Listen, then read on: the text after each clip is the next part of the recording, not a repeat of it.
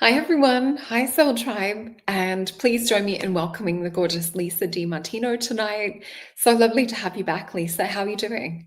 I'm so good. Thank you for having me back. Oh, it's always so lovely to catch up with you. And, we were joking the other day online about, being best friends, but being in totally other ends of the realm. So it's always so lovely to connect with you when I get to see your gorgeous face. Oh, I know. I feel the same way about you. I missed you. I can't wait till you come back. I got to come out and see you too. We got to do this both ways. Yeah, definitely. I think because I've been there a couple of times, so I think it's your turn to come My here. turn. See some koalas and some kangaroos and yeah, Oh have a my family trip gosh. over here. Yes. Let's manifest that. Yes, definitely. So for those of you that haven't seen Lisa on the previous shows, let me just pop up her page so you guys can check her out. So this is her beautiful website. So psychic readings and spiritual guidance, finding clarity beyond the veil. So not only can you book readings with Lisa through her site, but you'll also see, let me scroll down and there's your sessions. You guys have the Deep Dives in the Desert YouTube channel and your amazing book, which I'm holding here, Visions of Shadows and Stars.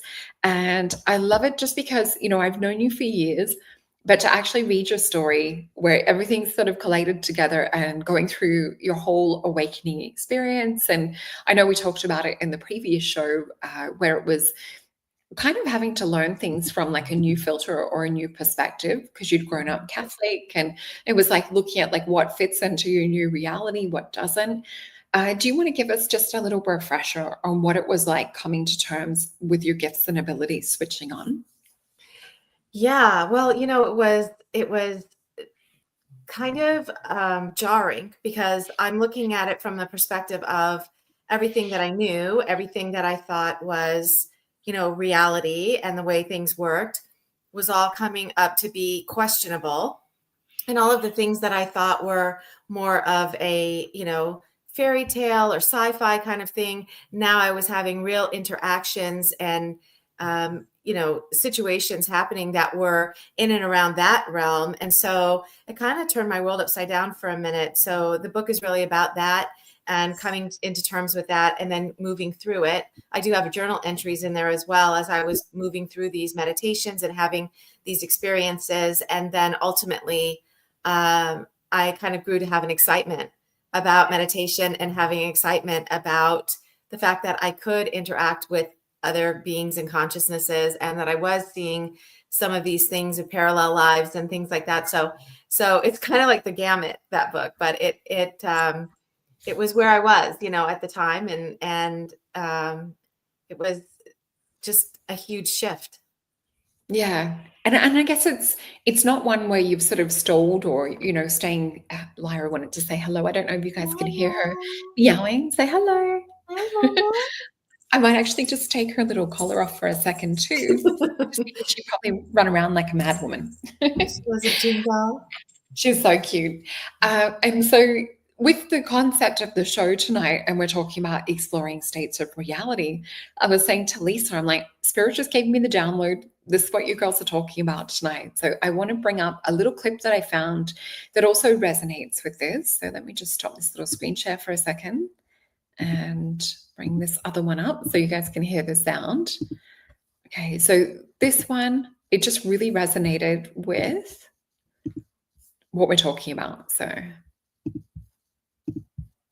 Gym does not objectively exist if you aren't in it. In 2022, the Nobel Prize winners for physics proved the universe is not locally real, which quite literally means if you are not observing an object, it does not exist. It feels weird because it goes against all of our instincts, but it's not too hard to imagine in today's world. It's very much like a video game. Anytime you let your consciousness enter the game, you play the game, it will render. It's like your character in a video game. It renders. If you go to the same castle every time, you're going to see the same things every time because the code exists. But if you stop playing the game and turn it off, the game doesn't objectively exist. But if you go back into the game, it will always pop up the same way. And just like a video game, in our lives, there's both limitations and no limit on what we can do in the game. There's rules, there's certain codes, there's Like, we have physics of our reality. If you see someone in this reality doing something, you have the ability to do it too. If you see someone with $1 billion, you have the ability to earn that. You see someone who's living off the grid, owning a cat sanctuary, you have the ability to do that. The only limitations are the ones in your mind that you put on yourself, that you have to have a job, you have to blah, blah, blah, whatever the limitations are. If you see someone in this reality doing something, it means the code applies to you, and you can also be doing that thing. You can quite literally achieve anything you want. You don't win the game of life by achieving material things, but it is fun to do, and it is absolutely available for you. The video game renders, by the way, you play the game with consciousness. The video game renders by you aligning your beliefs, thoughts, and actions to the reality you want to have, and that will pop up every single time because that's how the code works. Your reality. So that one was from The Manifesting Scientist, is the account over on TikTok. And I just thought that was such a great way to have a look at states of reality. And with your experience and having read your book as well, it's so interesting how we come in as these souls or these players that have these avatars. And some of us will come in with a certain specific timeline of where we're activating or we're changing the code. And so I wonder what's happening on the outside of this game or the outside of this current 3D state or illusion of the reality. And I wonder what sort of spurs or shifts us to wake up. Can you maybe talk about if there was anything that you thought was a catalyst to all of a sudden opening up this whole broader perspective of different states of reality? For me, it was really about meditation. And when I started having visions, but my beautiful friend, Katie, she channels a group called the Chorus. And they say that it has to do with our reality and it has to do solely with our belief system. And that there are consciousnesses like the Chorus that live outside of our belief system. They call it our belief system complex. And so if you see things in the field, even if it's ETs, there's something shared about the belief systems that we have with them in order for them to be in the field with us inside of our thing. So, if they come out of the spaceship and they have a head and they have, a body and everything, they're right away, we know that's something that we share, that we both think that we need a head and we need a body in order to, be animated in this space. And so it's those kind of things. So there's something about the beliefs that we share that kind of put us all into the same place. I found that really interesting because if you move outside of what that is, it would make sense then that time and space and everything would look different and feel different because it's what we believe about time and it's what we believe about space. It's the distance it takes us to get to you, because I can't just immediately come to you because that's the consensus for where we are and what we believe that keeps us from being able to do that. So there's certain dynamics that are set up based on our actual belief system that create our reality. Yeah. And it's interesting because you and I have had experiences where you've either dreamt about something that's happening for me, like you're so tapped into sometimes things that are happening within my reality. It's almost like there was a beautiful energetic quantum link before we even became friends in the physical. It was like being friends in the ethereal realms. Yeah. And having a look at, there was another creator, I forget her name, but she was talking about, she had like a little model that was moving. So, like those things you have on the desk, like the gyro type things. And so she was saying that, if we're not looking at it, the observer effect, is it actually still moving or is it there? But she was saying it's like when all of a sudden you place your attention on it and you place your belief, it's like placing an order with Amazon to do with your belief system. So she was saying that, our belief system is, I'm not worthy, I'm not deserving. It's like the universe sees that as us locking into that little gyrosphere, into going, right, let's create more of it. That order came in from Amazon, let's ship that. And then you get 8 or 10 examples in your physical reality show up around where you're not worthy or deserving or, not lovable, all of those things that we don't want to experience. And she was talking about when you're conceiving of a new belief system, or you're becoming conscious of how your thoughts are creating and programming your reality, that all of a sudden you can sort of stop, I guess, when you're in that process of putting that belief in or speaking things into existence. So she was saying when you're putting in a new positive belief, like I'm valuable or I'm worthy or lovable, whatever it is, it takes a little bit, because Amazon sort of gets back to the fulfillment side of it. It's like, are you sure that you ordered this? Because like you ordered, such and such like 20 times before. So I really liked that example that she was showing with that visual. Yeah. Yeah, it was just such a great one, because we do have to work at changing our reality. And I think that's what I see in you. You didn't just have this thing happen where you had this meditation with a vision. It took you literally on this whole life-changing path. I just saw 1111 on my phone. I don't know if you can see Barbie, Oh, which yeah. Barbie? And there's a little affirmation every day in every way. I'm getting better and better. That's so cute and pointed. But yeah, so it's such a great example, and I might show it on another show in the future. But she was just saying that it's like we have to go, no, that's what I ordered, and keep reaffirming it to lock it into that physical reality. Is there anything you sort of want to add to like your perception around how you were able to change things or change your old belief systems and start shifting out of, I guess, old matrix stuff? Yeah, it was definitely suspending disbelief for a lot of things for me. That was definitely a component of it. You were honestly my touchstone during that time too, to just have somebody there that I could, you know, like I'd feel a little crazy. I remember a couple of times we'd be like on a video call and I was like totally crying, and John would like walk in and I was like, I was like crying about everything that was going on. And you were just like, no, it's okay. Don't even, and so it's easier if you have somebody that can kind of help you through, those things too, because you start to kind of look at things and go, I don't know what all of this means, but it's the same thing that you were saying with Amazon. And I like that because it was like, a really good visual of it, but it's the same thing Dr. Joe Dispenza says, right? About like the neural pathways and stuff in our brain, and how when we're used to doing things, it's kind of like when we even go on autopilot, we're going back to the same things that we do. And so to have a change and to have a shift, we really have to create new neural pathways in order to do that. And the only way we can do that is to do something new and to change our personality and literally step into completely new things that we haven't done before. And I think that was the path that, I found myself on. And it's interesting. It's kind of interesting to see how you kind of come to those moments and those times when you don't think that you can do it, or you think that you might be a little crazy or something else. And then before you know it, you just put one foot in front of the other and you're doing it. Yeah.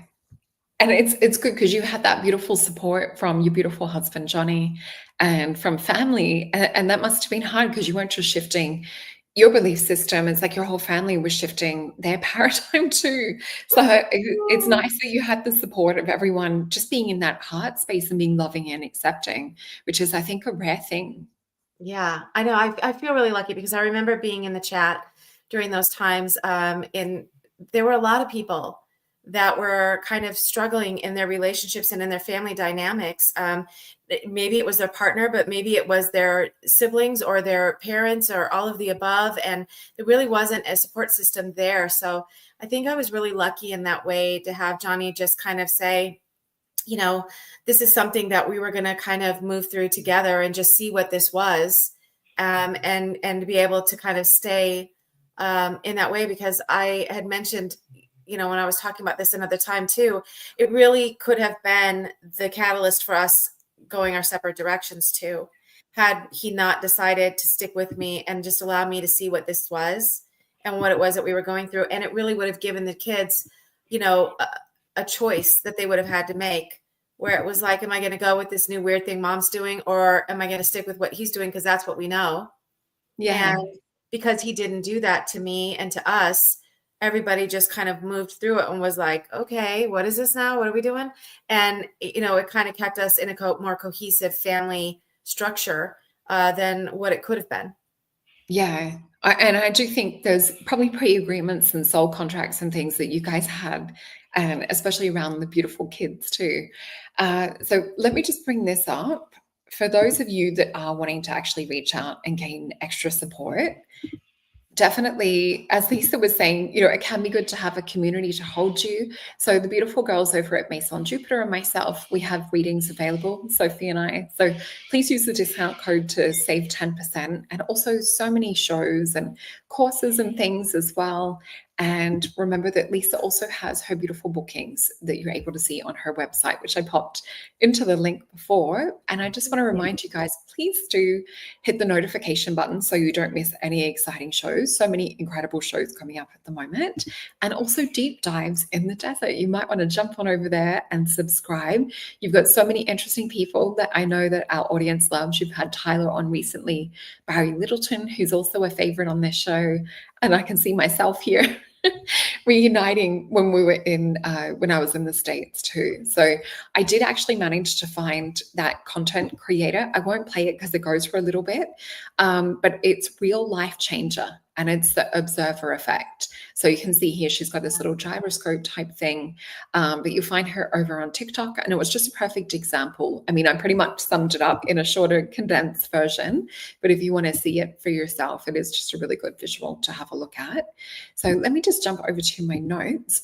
So I wanted to have a look into, I guess, the ET side of it, or into, there's almost like a drip feeding that happens with consciousness. And I know you and I both have, where we've seen portals open, we've seen beings, and we see visions, and we have messages come through, not only in our readings, but in our sleep too. Do you feel this is sort of like a bleed through effect, or like a drip of getting the breadcrumbs from outside of our realm or matrix? How do you sort of view what's happening to you? I think it's definitely something that had to be by agreement. I also want to stress that I don't think that there's anything special to doing it. I really believe that everyone has the ability to do this. Some of us are just kind of farther down the lane than other people. Because when I remember when I was first watching this and first kind of waking up and stuff, I was like, oh my gosh, I can't do that. I don't know about that. Maybe what's wrong with me and what should I be doing? And nothing. You're going to be right where you need to be, right when you need to be there. So always remember that.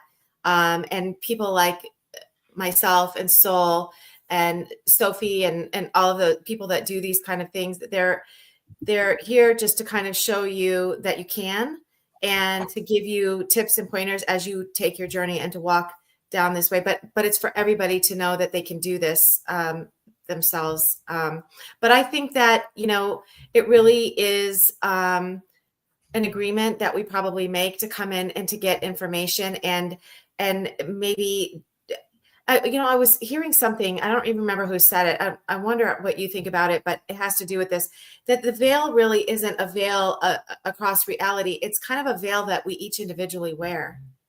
And I thought that was really interesting, because it would make more sense on the degree that we're covered.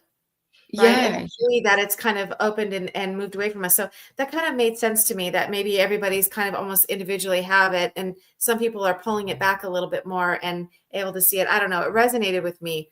Yeah, that's interesting, and matches up a little bit with astrology too. So I wonder, those that are sort of more tied in with, maybe air or water or even fire, may have sort of more of the veil kind of thinner or removed.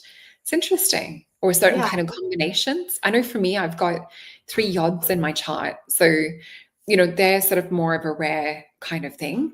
So I wonder if, that's also connected. I know when I look at it, I'm like, okay, it's all connected to do with spirituality, my mission. So maybe that's why I came in with the veil a bit thinner. Yeah. And everybody's got their road and their journey that they're doing on their own. It's an individual thing. So, why was it that I was completely asleep from any of these things until I was like 49 years old? It's like, what was I waiting for? I don't know. But that's kind of the time and place that I had an agreement to kind of come in and to awaken and do that. And then it was like the snowball effect, right? Where everything was like super, super fast. And and all of that. So it's interesting. Everybody's got their own road, but I really hope that people realize that, we're all going up and we're all kind of going into that direction, and there's no first and last, and, you're not behind in any way. As I hear a lot of people say that, especially now that I'm doing sessions, it's like, what can I do so I can get more like, and I really want people to understand that, it's, you're perfect right where you are. You're doing everything right. And there's stuff you're picking up right now. And who knows when you're going to have that jump, and it could be a quantum jump like mine was, where it was just like, everything all at once. Yeah, like going from day to night, or night to day. And I just want to say thank you to our gorgeous soul tribe for adding value in the comments as well. Sometimes it can be a little bit hard to pop them all up at once, but I just want to point out Lorianne's one. So as co-creators, Source has provided us with everything, every ability, and we are special breed as humans. And that's so true as well, because, we have the ability to be able to use intellect, to think, to analyze. We can tap into our emotions. And I think that's also why there's such an interest galactically.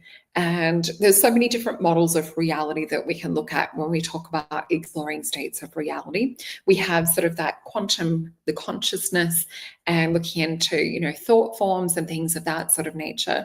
And then we also have, I guess, more kind of like the realm side of it too, where perhaps, Earth is in this spot surrounded by other land and surrounded by ice walls, and, everything is holographic. And just like how there's versions of people doing stories and creation around the moon being a reflection of the Earth holographically. You can probably hear Lyra getting up to mischief in the background. But yeah, if we start to really look at what reality is, and we start to look at playing with it or bending it, and this is, why I do love my course, How to See Auras, because it's helping you to remove these veils. The same as, having readings and things of this sort of nature. It's like each little step adds up to the totality of an awakening, of a journey. So I think it's important to know that it doesn't just happen overnight for a lot of people. Some of us are a bit lucky in that way, but definitely, practice makes perfect. And we all innately have these beautiful gifts. It's within our sinuses, our acupuncture system, our meridians, our light body. All of this is fused and connected with the physical. So we have this spiritual physical interface that's meant to help us kind of, I guess, communicate with these other realities. And I think with these other realities too, we can tap into multiple different versions of us. And so I think you had that potential timeline that you were maybe speaking about earlier, where you could have tapped into where you guys were on a different page, and the kids could have been raised totally differently in two different homes. So I think if we're talking about reality from that state, is there anything you feel that you're really sort of like shifting and changing at the moment? Because what I see in you as a gorgeous friend is you really like blossoming and coming into your mission, your purpose, things that I saw in you. Gosh, I'm not sure when our first reading was, but years and years ago, I saw all this gorgeous potential, and it's so amazing to see you living it now. Oh, thank you. You know what? I think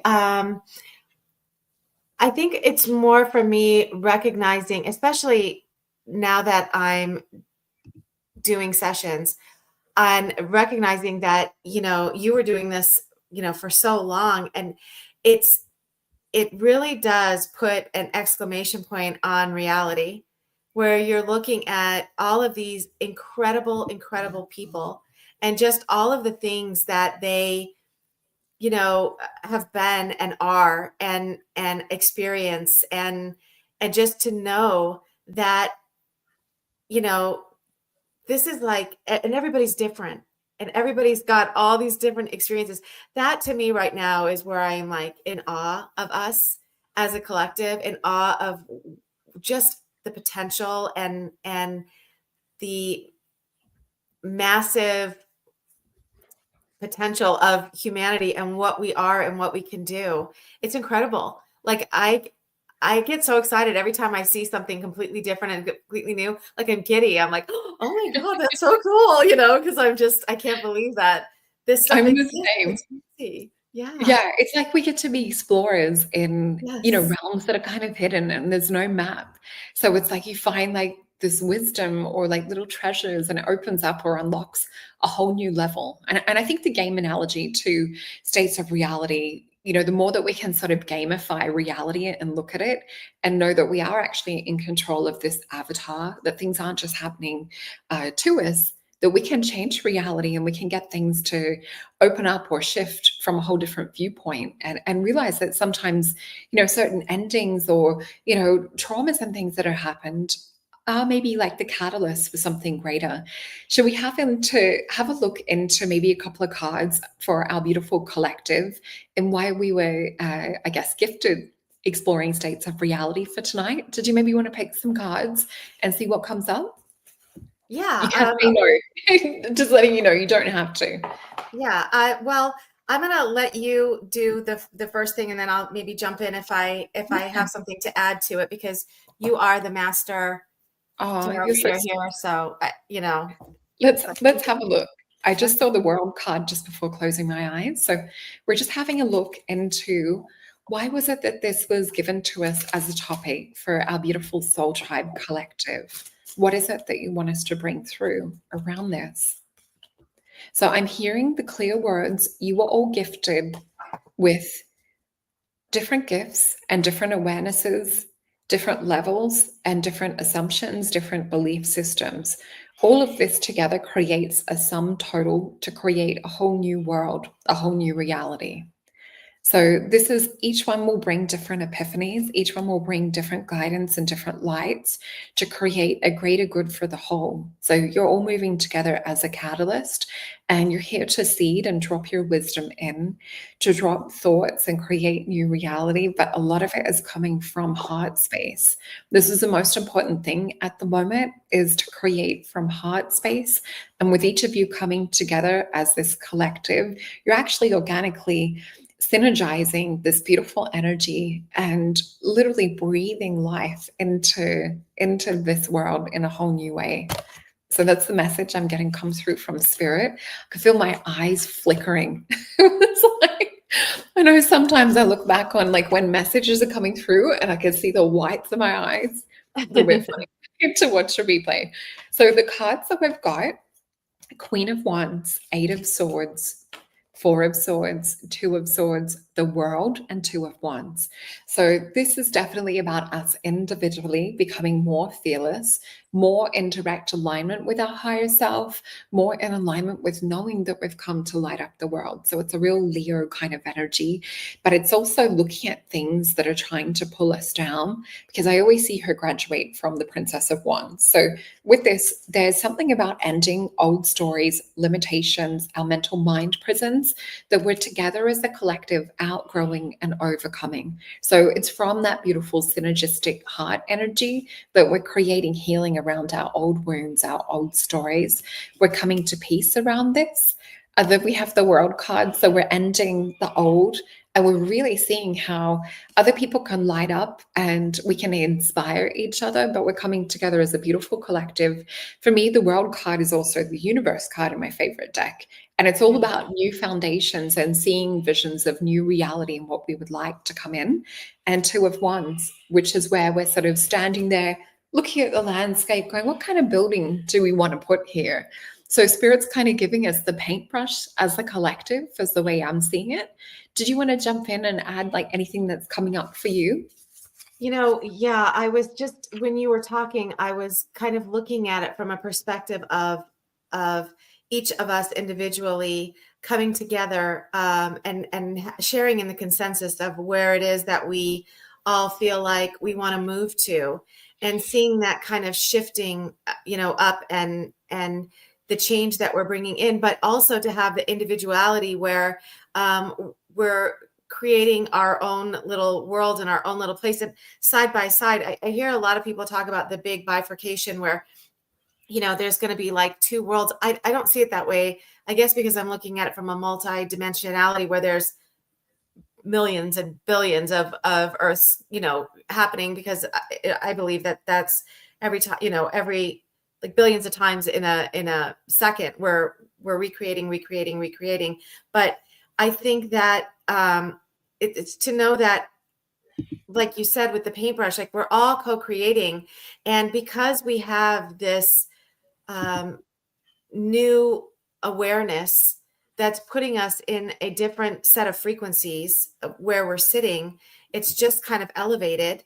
I think we're going to make new decisions, and we're going to, create in a different way, in a new way, but it's going to be a higher frequency. And we're just going to see all those kind of lower frequency things just kind of fall away from our awareness, because no one's going to really live there anymore. We're all going to be kind of changing the way that we view things and we do things. And it is kind of that 10 where it's like out with the old and in with the new. We're going back to plant that new seed and start something new, right? The aces. So it feels like, that chapter's closed. We're kind of coming up to a new place where we're ready to build something new, and everybody's got an excitement about it and kind of, what we can do. And I'm really excited. I'm excited to see what comes next.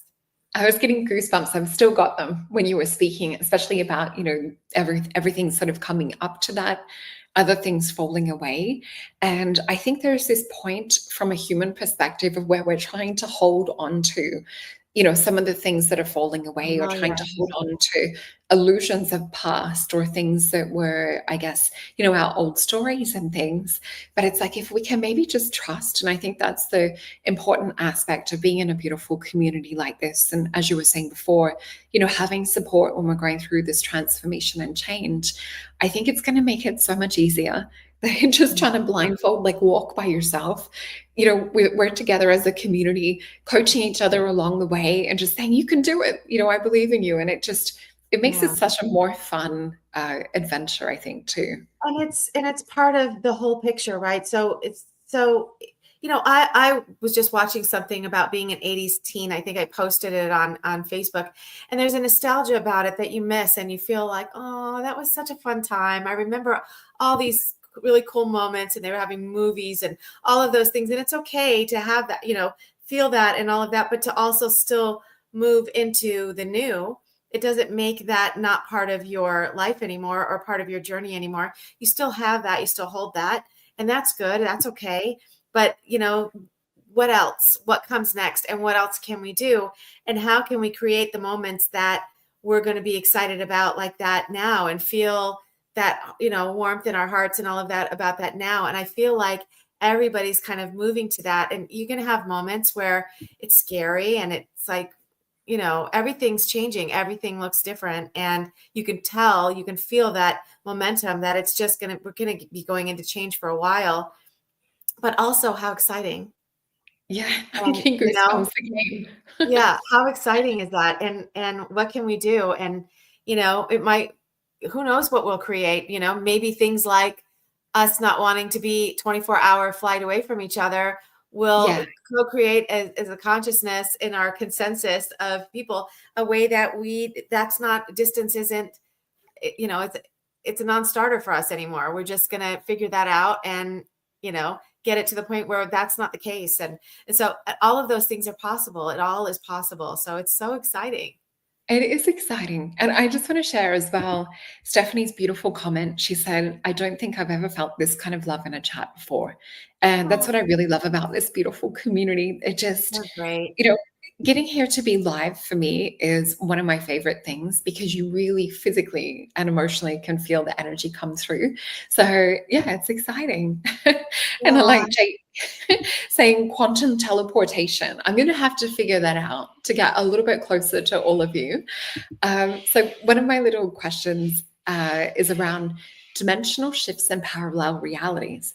Has there ever been a time where you sort of feel like you're standing on this border of change or a parallel reality? The vision spirit's giving me, it's like standing on a cliff, and it's like, if we can just sort of trust, they're wanting me to ask a question around how do we sort of trust in order to take that leap, or to know that the guide stones are going to form under our feet as we walk out. Well, I guess the best way I can think of to do it is to realize you're doing it all the time anyway. You're constantly quantum shifting. It's what we do. That's what life is. So, there's that movement is happening anyway. It's just to have the awareness about where it is so that you can be more of the driver and the director of where you're shifting to, instead of just allowing things to shift for you and then you kind of chasing your tail to figure out like what it is that you're doing. So if you recognize that that's kind of what reality is, are these shifts, and you're always moving through them, even dimensionally, right? Soul, it's like you're always you're in more places than one, whether you have the awareness of it or not. You're paying attention to what it is that you're consciously aware of here and now, and that's why you have that. But what are you doing when you're sleeping, and what are you doing when you're meditating, and when you're having those kinds of situations? What is your belief system about that, and what do you think that you're doing? So and what do you believe about past lives, parallel lives, and things like that? So it's to kind of question those big questions, but to land in a place where you realize you're a multidimensional being and you're always shifting. So can you shift where you'd like it to go? And how do you do that? And it's so funny. It links in with what what I've got on my notes. I put galactic encounters and sort of talking about more, I guess, visitations and things that we have in that spiritual realm of sleep. But also, like, we can get back into that with the power of meditation. So I do feel that it is kind of a little bit of I always look at reality from this point of view of the 3D that we're taught in programs. So past, present, future. To me, way spirits always come in is talking about multiple timelines that are sort of vibrating, and we can kind of, jump in and out of different ones. And, even though some might be like, on Pleiades or Sirius or Lyra, different places, sometimes different versions of us are leaning in, trying to whisper or trying to perhaps like stir some of the energy to awaken. Do you maybe want to talk about, I guess, some of your encounters or experiences? If there was anything that you remember, like words of wisdom, or where you felt, I know with my experiences, sometimes it was the love that was so overwhelming. And I don't know how to put words or comprehension to it, but it was like I shifted after being around such enlightened, illuminated love coming through from some of these beings coming through from other realms. Was there anything that you sort of felt come through that like really shifted something for you? Yeah. Well, two things I can think of. There was a time when I was asking about where I was from when I broke off from Source, because I had heard that I was reptilian, and I was like really upset about it. I talked about it in my book.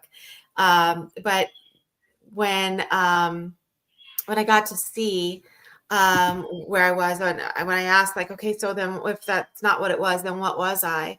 And I saw a little point of light way, way out. It seemed like in blackness. And very soon I was moving toward it very quickly, and it was getting larger and larger and larger. And I recognized it to be a sun, to be like a star.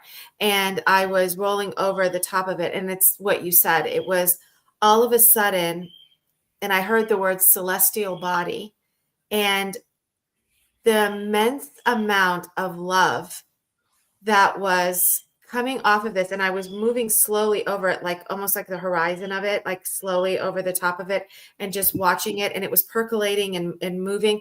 And I almost had a thought and wondered if it was that percolation and that energy and stuff that was coming off that, was it that energy of love? Because it was so intense and I was moving from it. And then all at once I could feel that this was an aspect of myself, the larger aspect of myself in the physical. If you were going to have a material representation of you in your highest form, it's these celestial bodies. And I also then at that moment could feel the people that were living on planets around this sun and the love that they were showering to this being, this celestial body, and the love that it was radiating back to them. And I started crying because I was just like, oh my gosh, this is like, this relationship and just the feeling of it was enormous. It was overwhelming. And I just remember feeling like, wow, like I love them and they love me. That's what I felt like. And it was just this like, give and take kind of a thing. So that was really, really powerful. And I asked my guidance if we all started out that way. And they said mostly. So I really thought they didn't say that exactly. I mean, they did say that part exactly, but I came away with myself thinking you know what, I think that's us. And if we were going to put our higher selves into a material thing, you know, at the highest, like if maybe there's an ethereal side of your higher self, but then the material side of it are the celestial bodies. And that's what all those stars are. They're us. Yeah. It's so beautiful. Yeah, no, I think there's definitely truth in that.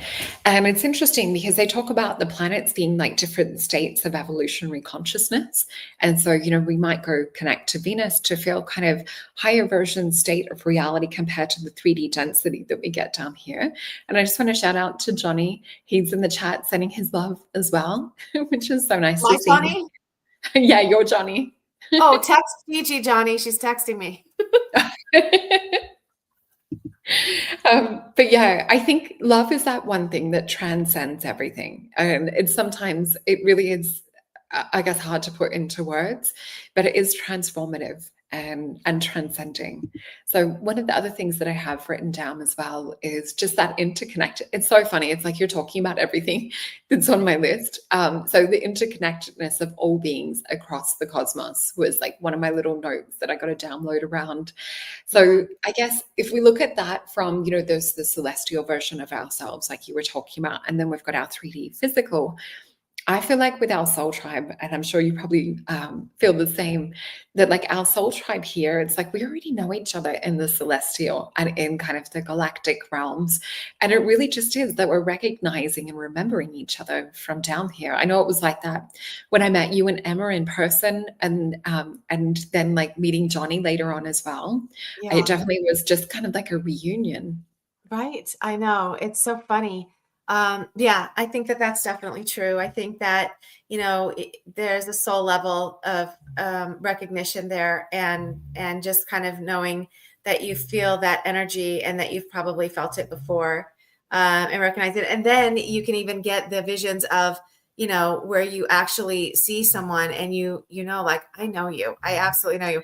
I did that with you, where I was like seeing us on a ship. I saw us on a ship once, and we were like totally like working with these plants and stuff and goofing off, like just being so silly and laughing so hard, like we were doubled over, literally laughing. And then, you know, I saw us in a couple of different lives. That one where you had the baby blue, like hooded, I forgot what they're called, but anyway, I can put this on. Yes. And you know, just you know, people, you've seen them and stuff, and it was like that for me too when I went to that conference that I went to in Grafton, Illinois. It felt like a family reunion, and I never met these people before. So it's really interesting how, you know, you find your tribe. It took us all maybe to get locked down and to go through those things, but it kind of changed our awareness, or there was a shift there for, I think, a lot of people, where all of a sudden we started looking at places we weren't looking before, and the online community became very important, you know, to each other, and there's real connections here. Definitely. Yeah, it's on a soul level, right? And what Jim's saying as well, that's why when in-person meetings are literally mind-blowing and life-changing. And I agree. It's just, I guess it's that similar feeling to like meeting that soulmate, and you know, we're all soul family. I always see it as a beautiful necklace with pearls, and we're all part of that same string, part of that same collective. And it's like picking the beads up and recognizing. Whereas like someone else's soul family could be like a ruby necklace or an emerald necklace. So yeah, to see what Jake said. So just like what came through in our session, which is true. We were talking, and it's funny, I was just remembering the pearls when I was just using that analogy too. So I think we're all planting seeds to remember too. And it's like helping each other to hold hands and to be guided and sort of trust in this unfolding. But I think it's the more of us that also come together, the more that we're densifying and creating that down here in the physical, just like I talked about in the session with Jake with the hypnosis.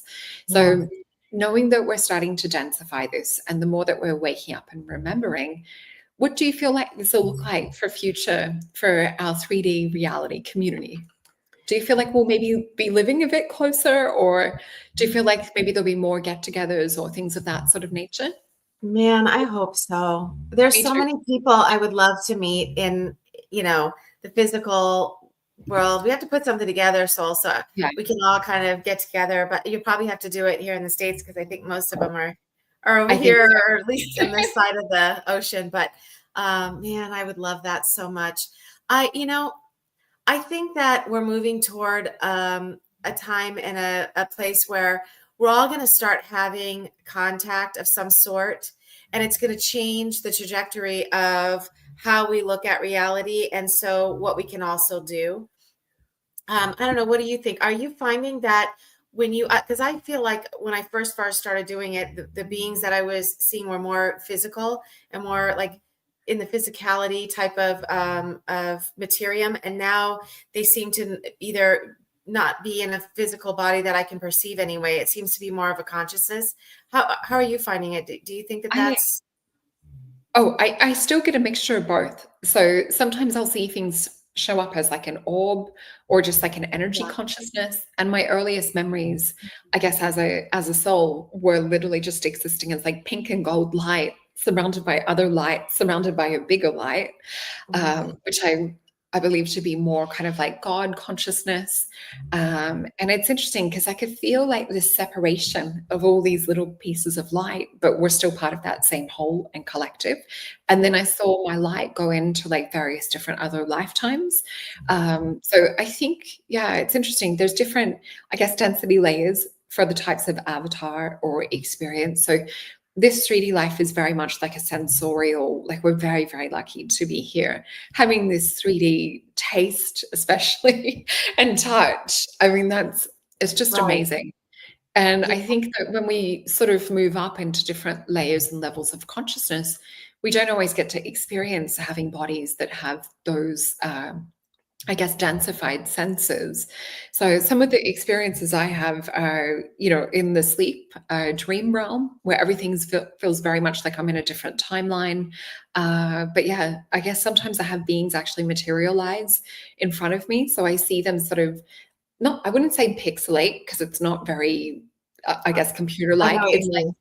It's like sparkle light and vibrate into existence. So I sort of see them on more of like a 4D or a 5D level, like molecules of thoughts, feelings, and emotions accumulated as light, or their light body being able to pop in and out.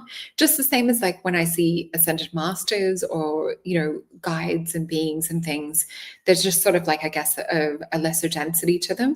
But then there's other times where you'll get, I guess, just like a pure kind of like consciousness come and speak. And this is always where I say, discernment is definitely the key during your protection and things as well. And it's not that we're doing protection. I had this question asked to me the other day, and it was more to do with, are we sort of stepping into a state of fear if we're doing protection?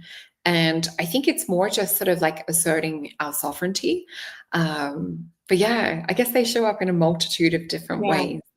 I remember one time I was in my room with my dog Dobby, and all of a sudden, between my closet door and my bedroom door, it's like the length of the walk-in closet was like this. And anyway, there was like 4 or 5 beings that started to kind of show up where, if I was like looking through them, I could see it a little bit better, because you can kind of see the outline of them. And they were tall. They were literally up to the ceiling of my bedroom. And that's the second story. So it's a vaulted ceiling, and it's like, I don't know. I have to ask Johnny, but it's over 10 feet tall for sure. It might be more like 11, 12. But anyway, they were like maybe this far from being like at the top. And I literally said that. I was like, holy shit, you guys are tall. Excuse me. But, I was just like, oh my gosh, it was kind of, but they were like there for, just nobody was talking. I don't know how long it lasted. It was several seconds, but I realized when it was over, and they looked like Arcturian type beings. There was like, I think it was 4, it might've been 5, but I turned and I looked, and Dobby was staring at the same place that I was. So I was like, okay, so that was the thing, that was for sure. Cause he was like on the bed, like looking, and I just kind of sat there for a second, and I was like, oh my gosh, that was kind of crazy. But I don't know how tall that ceiling was. Maybe Johnny knows, but it's tall. It's like over 10 feet. And yeah, they were like literally materializing right there. And then just standing there for a second. And I felt like it was just so that I could see and just have that, be in the presence of that and receive that. Because that frequency hits you like Yeah. a wall. It's like wah, wah, wah. It's like big, and I was just kind of standing there and just kind of being in it for, I don't know, several seconds. And then it kind of dissipated. And I just thought, oh my gosh, like that's crazy. That's how we've seen them show up at our place as well. And we've got high ceilings. And in my last house, we had high ceilings too. And I'd have people over to do like meditation. And I was teaching psychic classes in person back in the day in my other place as well. And you would see the beings start to come in. And it was not only do, your animals sort of see them and look at them, which is great confirmation, especially if you're home by yourself. But it takes a bit to trust, because sometimes it can be a bit of a shock at first. And I always describe it as like a soft glowing torch. So you sort of see a silhouette of colors. And it was funny, some of the Andromedan beings would also sort of pop in this beautiful blue color. And some of them would say, no, I have like more defined abs. Like if I was sketching and drawing them, there was such a funny sense of humor that would come through them. But I remember doing one presentation and talk at a Body, Mind, Soul or Body, Mind, Spirit festival here, which are huge, like held in convention centers in Australia. And I remember doing one talk in one of the rooms they had, and I could see the beings standing at the back of the audience. And so I said, they're here with us right now. It's just about tuning into that vibration of reality. One of the lovely people, there was a few people that could see them too. One lovely person had never seen anything like that before. And she drew it on a napkin. And she's like, was this what you were seeing? And I'm like, yeah, that's exactly like how many there were. And I think I even talked about it, but yeah, it's so cool. It's like that's so cool. Yeah, that happened to Emma. We went to Sedona. Her and I, Tony Rodriguez was having something over there and we wanted to go check it out. It was just like a quick weekend. Oh, thanks, my love. But we, anyway, we went and in the morning, so I'm not even kidding you. It was like the consciousnesses that were in that room had to at least be as many as physical people that were in that room. It was like full. At one point I was saying I was walking over towards the stage where my friend Katie and Lily were. And I started walking across the room and I literally felt myself bump into something and there was nothing there, where I kind of stopped and went, oh, I was going to say, excuse me. And then I realized I was like, there's nobody here, but I felt like I walked through somebody. I've had the same thing. And I literally apologized. And then I realized, I was like, oh, excuse me. And then I was like, oh, okay. But Emma had never seen anything before. And she was sitting in the back of the room with Tyler. And there was like somebody talking on stage and everything. So she's like quiet. And she could see in the front right-hand corner, like a gray. And she was like looking around at everybody. And she's trying to see like, is anybody else going to react to this or see this? And nobody really did. And she came up to me as soon as the talk was over and she could like get up. She was like walking really fast, like kind of nervous. I'm like, what is wrong with you? And she was just like, Mom, I'm not kidding. You're going to think I'm crazy, but, and she was like, tell me. I was like, oh yeah, no, I know. I go, they're everywhere in here. Right. And she was like, you saw it? And I'm like, well, I didn't see that one specifically where you said, but yeah, I know. They're like all over the place. She freaked out the rest of the day. She could not pull it together. She was just like, this is too weird. She'd never seen it before. It was crazy. It's funny in hindsight, probably not for her, like at the time when she's seeing it. Just freaked out. I felt so bad for her. I'm like, oh, do you want to sit by me? Are you okay? She's like, that was a lot. She's such a gorgeous person. I can just imagine her reaction. It would have been actually quite comical to see her go through that. But yeah, I guess this is where, like, and I've said this with my partner, he's like, why don't they just land? And why don't I just like have them show up? And I'm like, you need to be careful what you wish for. Yeah. And I said, sometimes, things will appear and you won't be able to put your reality back together after you see certain things. Or, if you're sort of like claiming it in that way, you want to make sure that you're putting out for that. Number one, it's like for your best and highest good.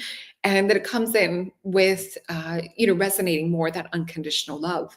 Because I think sometimes, there are certain things that are in our realm or reality. We know that like there's a lot of loosh feeding or 3D energy harvesting that goes on down here. And that's part of our personal responsibility too, to be in alignment with holding, positive beliefs, positive thoughts, closing out anything that pops in that's negative. And it's not that we have to be like, I guess, like onto it straight away. It's kind of being gentle with ourselves at the same time. Like, oh yeah, I just realized, my train of thought was going into a negative narrative, or, I'm not actually kind of empowering myself in the way that I should be. Have you got any tips to help sort of keep us on the straight and narrow? I know we're coming close to time, but is there things that will help us to, I guess, stay on that straight and narrow so we can sort of create the reality shift that we would prefer? I mean, my guidance told me that, you can't reject anything, even things that are negative, because it all exists in the field for God consciousness, right? So it's all there, and it's to stay neutral and to recognize that, not everybody's going to share the belief system that you have. And so to hold your sovereignty and to keep yourself secure from those things, but you also to know that, things don't have to happen to you. You can, speak about what it is that you want to experience or you don't want to experience. And if it's something that you don't prefer, you have every right to say that. Thank you very much, but I prefer not to have this interaction. I thank you, but I'm going to leave this conversation now or this interaction now. And you have every right to do that. It's not to reject them or to get scared, because if it's a being or something that kind of feeds off of those types of energies, then you're kind of feeding into it. So it would be more just to stand in your sovereignty and to know that you get to choose. And all of these things are existing in the field anyway. So it's all part of God consciousness, because there's a spectrum of frequencies, right? And so everybody lives within that spectrum. So that's not going to all be where we are or where we prefer. And to just know that, right? To know that all these things are existing in the field. But that's what they were telling me when we were talking about the possibility of me channeling too. They were saying that you can't kind of pick and choose. It's like it's all there, and it's to stay neutral and to recognize that it doesn't work to reject things that are all a part of God consciousness. Yeah, I think that's a good perspective to have. It's not that, we can eliminate every negative thing. And we are in a world of duality down here in the 3D, as they talk about in some of the Vedic text. And I'm just going to read John's comment out. So Lisa's husband, so it's all good, but if your voice changes and your eyes go white, what is that? I'm flinging everyone out the window. He used to tell me that when we were, oh my gosh, it's so crazy. He was just like, okay, babe, I'm telling you right now, if you start getting crazy with this stuff, I'll fling you right out the second story window. I'm not, because he's like, don't get possessed or something. I'm like, okay. And I think that's the thing. It's like to keep things lighthearted and to keep the energy high. We know that laughter is literally medicine, especially for people going through, cancer treatment, things like that. There's plenty of documented evidence of people just watching comedies and laughing and being in that beautiful high frequency. And it's funny because I had a little frequency chart that's on my bathroom wall, and I was like, do I unpin it, because it's pinned on the wall? I'm like, oh, I don't really want to take the pins out. But I was thinking about it really is we can choose to come up and to shift into higher states and frequencies of reality. And that's when we'll notice that more people come into alignment. And, just like you and I just feel so blessed to have you as one of my gorgeous best friends, and to be, and it's just, to have someone else that's got a positive outlook and just is heart-based and a gentle soul, it's just so lovely. And, that's where we do see people that come in that match our frequencies as well. And I can see other people get John's sense of humor. I definitely being Australian, we have a similar sense of humor. And I was so relieved when he was there with you and he kept doing that and you were just laughing with him. And I was like, oh, thank you. Because he's a lot sometimes. Oh, he's so entertaining and such a beautiful, just fun person to be around too. So we've come to the top of our hour. I just want to remind you guys where you can find Lisa. So let me just pop this up. And you'll find her over on her website at visionsbeyondthedesert.com. So go and check this out. Not only will you see beautiful testimonies, you'll have a chance to really look and check out your YouTube channel that's also linked here as well, which you do with John and with your gorgeous daughter, Emma. So deep dives in the desert. We also have your YouTube channel. So if you want to have a look for more interesting comments and content around the galactic side of things, as well as the crypto corner with Johnny, go and check that out. I can see us and Sedona there too. And we also have Mace on Jupiter. So remember to hit that notification bell so that you make sure to catch all the shows the gorgeous girls do and myself. And we also have, and let me just pop this up. So we have the new moon activation starting soon. And Julie has astrology, Sophie has tarot, and I have to learn to see auras. So plenty of stuff to keep you guys interested and learning as we shift into new states of reality. And thank you so much to our gorgeous soul tribe for joining us today. Yes, and thank you to everybody. my beautiful friend, Lisa. Yes, I love you guys, everybody in the chat. I love you all. I keep seeing all familiar names, and it's so nice to be supported by you all. So thank you for being here today. And I loved spending time with you, Soul. I don't know what's happening with my lights behind here, but it's interesting. We were at a Thai restaurant last night with my parents and partner, and the light just like over my head was like flickering. I don't know if it's Mercury retrograde energy. But it is interesting how lights interact when energy gets high. Yeah. I love you. And I will catch up with you shortly. And thank you again to our gorgeous audience and the girls at Mace on Jupiter. All right, everyone, have a beautiful weekend. Bye. Bye, everyone.